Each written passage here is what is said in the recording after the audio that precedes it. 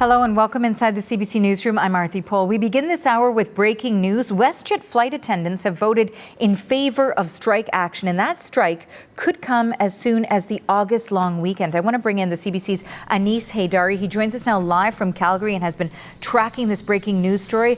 Tell us about this vote.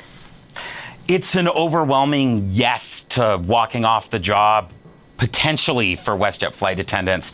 There's about 4,400 of them represented by CUPE who work for what they call the WestJet mainline. That's the main WestJet airline as opposed to the smaller one that feeds regional flights.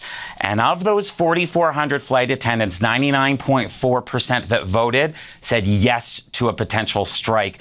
And we're told by the union that more than 97% of the flight attendants who could vote did vote. So really, this is overwhelming yes to a strike. It doesn't mean for sure that there is a strike, but it certainly takes us well into the possibility zone because they've sort of cleared the last legal hurdles here in the negotiations process. Now, we've spoken with both the company and the union over the past few days, and some of the key points of contention are, of course, wages. These flight attendants want to be paid more, but also what might seem familiar to Canadians, the idea of being paid when they are not in flight. Much like with the Air Canada flight attendant strike last year, the WestJet flight attendants are saying that under their current pay structure, they don't feel they are compensated adequately, or in some cases at all, before an airplane takes off. They're only paid while the airplane is in the air. Now, the company has said its position is that they're paid more for that time in the air to make up for the fact that they are not paid hourly while they're on the ground or while a flight is delayed.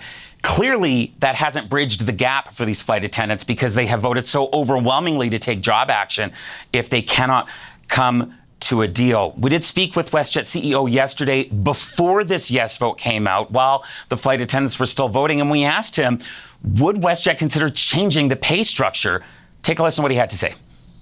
However, we hear them loud and clear that they want to change, and we are ready to change that. If they want a different way on how we credit the hours, then it's fine with us.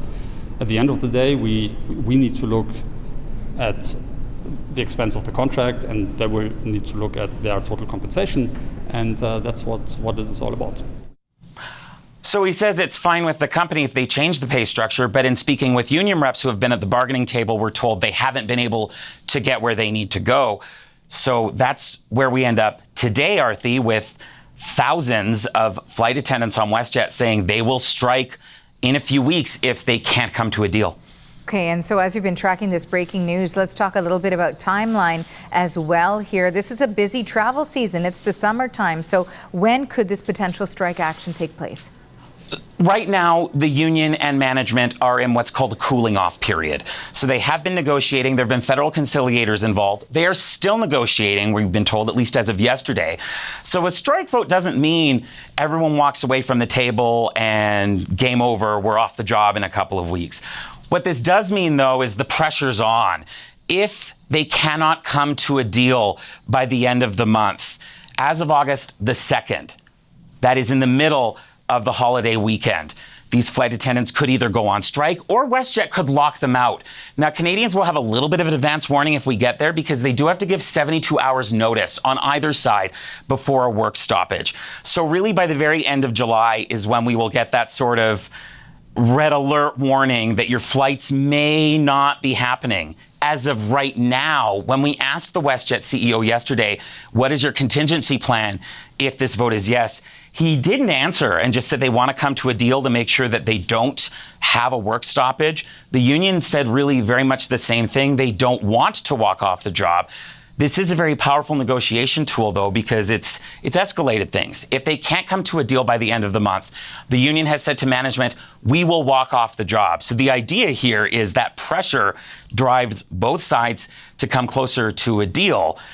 Whether they do or not is what a lot of Canadians are going to be worried about because, of course, the holiday season, not the holiday season, but the travel season, the summer holiday season is upon us. There are already people who are in the middle of traveling or who are going to be traveling on that long weekend, and they may want to think about alternate plans if WestJet is on their agenda. But as of now, WestJet hasn't said whether they should make those arrangements or not. There's still time to go, Arthi. Okay, Anise, thank you for this. That's the CBC's Anise Heydari in Calgary.